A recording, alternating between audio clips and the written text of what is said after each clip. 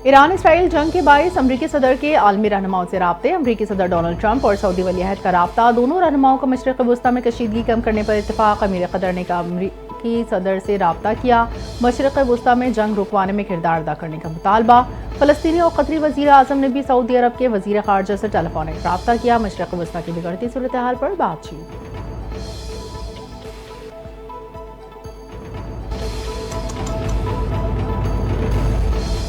Iran और Israel के दरमियान बढ़ती कशीदगी। अक़वाम मुत्तहिदा की सलामती कौंसिल का हंगामी इजलास बेनतीजा ख़त्म। अमरीका, ईरान, दीगर ममालिक के नुमाइंदों ने पोजीशन वाज़ेह की। आलमी इदारे कोई मुत्तफ़िक़ा लाएअमल इख्तियार करने में नाकाम रहा। ईरानी मंदूब आमिर सईद की सलामती कौंसिल में इसराइली हमले की शदीद मज़म्मत। ईरान की खुद मुख्तारी पर हमला करके जेनेवा कन्वेंशन और आलमी क़वानीन की सरीहन खिलाफ वर्जी की है।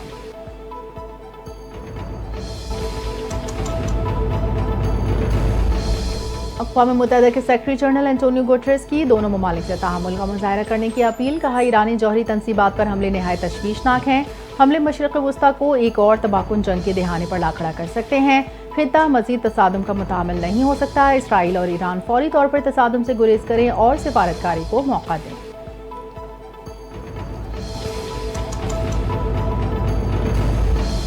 ईरान ने अमरीकी शहरी अड्डों और दीगर बुनियादी ढांचे को निशाना बनाया तो संगीन नताइज बरामद होंगे। अमरीका ने अक़वाम मुत्तहिदा की सलामती कौंसिल में खबरदार कर दिया। कहा, इसराइल का ईरान पर हमला अपने दिफा के लिए ज़रूरी है। ईरान कभी भी जौहरी हथियार हासिल न कर सके, इसके लिए कोशिशें जारी रखेंगे। ईरानी क़यादत का इस वक्त मुज़ाकरात करना दानिशमंदाना होगा। अमरीका को इसराइली हमलों की इत्तला पहले दे दी गई थी, लेकिन अमरीका हमलों में मुलविस नहीं।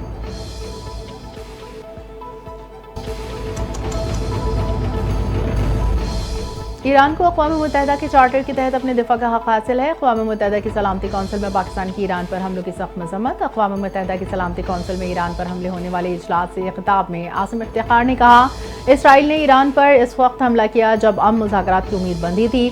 हमला न सिर्फ ईरान की खुद मुख्तारी की खिलाफ वर्जी है, बल्कि आलमी सिफारतकारी की तौहीन भी है।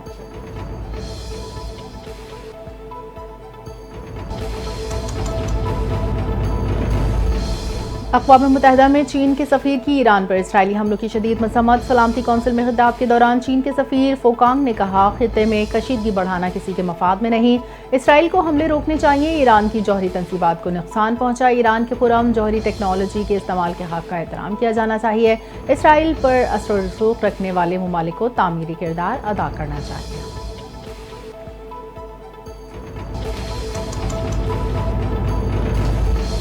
अमरीकी सेनेटर बर्नी सैंडर्स ने ईरान पर इसराइली हमले को गैर कानूनी करार दे दिया। कहा, अमरीका को इसराइल की एक और जंग में घसीटना नहीं जा सकता। ईरान के न्यूक्लियर प्रोग्राम पर मुज़ाकरात इतवार को तय थे।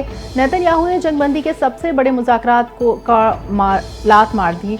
अमरीका की सिफारतकारी को नीचा दिखाया। नेतन्याहू ने हज़ारों शहरियों की जानों को खतरे में डाला।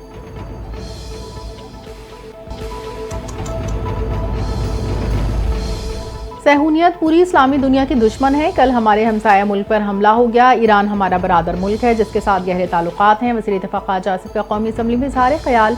कहा, मुस्लिम उम्मा को मौजूदा सूरत हाल में मुत्तहिद होना होगा। हर फोरम पर ईरान के मफादात का तहफ़्फ़ुज़ करेंगे। इसराइल के हाथ फ़लस्तीनियों के खून से रंगे हैं।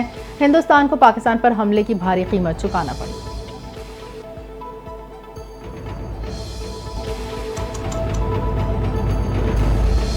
इसराइल ने ईरान पर जारियत की। इसराइल के ईरान पर हमले की सख्ती से मज़म्मत। गुज़िश्ता रोज़ असम्बली में भी ईरान से इज़हार यकजहती के लिए करारदाद पेश की। वज़ीर आला सिंध मुराद अली शाह की पोस्ट बजट प्रेस कॉन्फ्रेंस।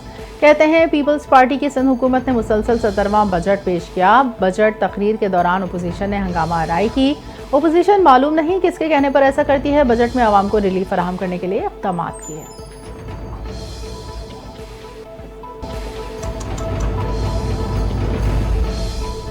वज़ीर आला पंजाब मरीम नवाज का रज़ाकाराना ब्लड डोनेशन करने वालों को खिराज तहसीन। नौजवानों से ब्लड डोनेशन के कार्य खैर में हिस्सा लेने की अपील। वज़ीर आला पंजाब मरीम नवाज ने पैगाम में कहा, रज़ाकाराना तौर पर ब्लड डोनेशन करने वाले ख़ानदान नहीं पूरे मुआशरे के मोहसिन हैं। खून का हर कतरा कीमती है जो किसी ज़रूरतमंद के लिए ज़िंदगी का पैगाम बन सकता है। पंजाब में बरवक्त सेहतमंद खून की फराहमी के लिए मरबूत सिस्टम वाज़े किया गया। पंजाब को पाकिस्तान का पहला बाकायदा वर्चुअल ब्लड बैंक कायम करने का एजाज़ हासिल है।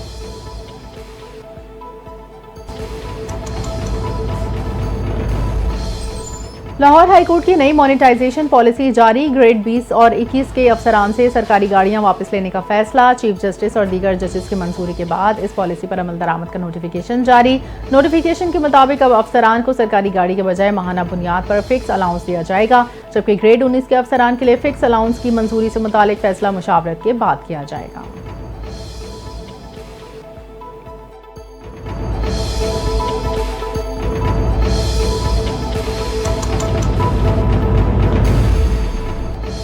अस्सलाम वालेकुम, एनटीएन के साथ मैं हूं अफशीन कुरैशी। हेडलाइंस आपने जानी, खबरों में फिलहाल इतना ही। मजीद खबरों और अपडेट्स के लिए देखते रहिए एनटीएन।